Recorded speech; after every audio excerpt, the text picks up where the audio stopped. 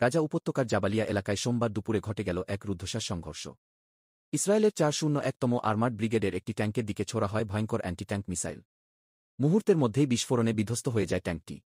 এই ঘটনায় প্রাণ হারিয়েছেন ৩ জন ইসরায়েলি সেনা। আহত হয়েছেন আরও ৩ জন। ইসরায়েলি সেনাবাহিনীর পক্ষ থেকে জানানো হয়েছে, তারা ওই সময় জাবালিয়ায় হামাসের একটি ব্যাটালিয়নকে নিশ্চিহ্ন করার অভিযানে ছিল। মূল লক্ষ্য ছিল ওই এলাকার ভূগর্ভস্থ ও ভূপৃষ্ঠের সমস্ত প্রতিরক্ষা কাঠামো ধ্বংস করে দেওয়া। কিন্তু বাস্তবে পরিস্থিতি তাদের পরিকল্পনার বাইরে চলে যায়।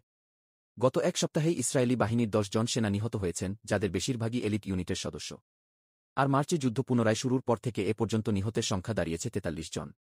এদিকে গাজার দক্ষিণের খান ইউনিচে শুক্রবার ঘটেছে আরও একটি দুঃসাহসী অভিযান। হামাসের সামরিক শাখা আল কাশেম ব্রিগেড দাবি করেছে, তাদের ডেভিড স্টোনস অপারেশনের অংশ হিসেবে তারা ইসরায়েলি সেনাবহরকে চারদিক থেকে ঘিরে ফেলে। এরপর ইয়াসিন-1 রকেট লঞ্চার দিয়ে একাধিক ট্যাঙ্ক এবং সেনা পরিবহন গাড়িতে হামলা চালায়। প্রথম দিকে পরিকল্পনা ছিল অন্তত একজন ইসরায়েলি সেনাকে জীবিত বন্দী করা। যদিও যুদ্ধক্ষেত্রের জটিল পরিস্থিতির কারণে সেই পরিকল্পনা সফল হয়নি। পরে একজন সেনাকে হত্যা করে তার অস্ত্র এবং গোলাবারুদ ছিনিয়ে নেয় আল কাসাম যোদ্ধারা। এ নিয়ে আল কাসাম ব্রিগেড থেকে জানানো হয়, নিহত সেনার নাম আব্রাহাম আজোলাই।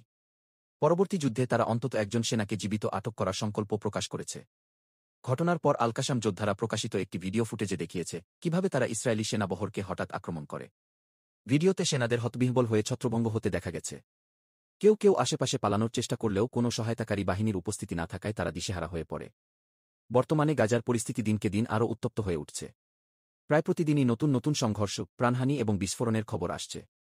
ইসরায়েলি বাহিনীর দাবি অনুযায়ী তারা সফল অভিযান চালাচ্ছে বলে জানালেও বাস্তবে গাজায় হামাসের প্রতিরোধ এখনও প্রবল। এবং তাদের একের পর এক সাহসী অভিযানে দখলদার ইসরায়েলি বাহিনীর মনোবলও দুর্বল হয়ে পড়ছে।